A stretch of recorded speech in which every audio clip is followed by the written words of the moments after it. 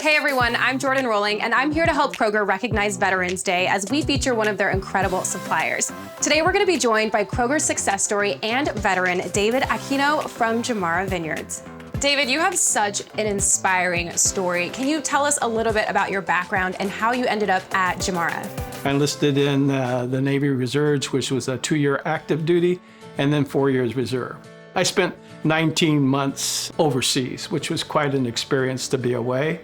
So when I decided to go back to college, I told my parents I was going to major in agriculture. My goal really is to be the guy driving the truck, not riding in the truck. So that's how I ended up in Giumarra. Like Kroger, Giumarra has a long-standing history of hiring veterans. Can you talk a little bit about that? Well, I think it's important. I think the company recognizes those that have been in the service because you know what it's like to work as a team. You understand that working together is how you get things done. David, you are the expert, so let's get into the grapes. Can you share some of your favorite ways to enjoy them? One is we take a little cracker, put some goat cheese, and then slice up some grapes, and you're ready to go.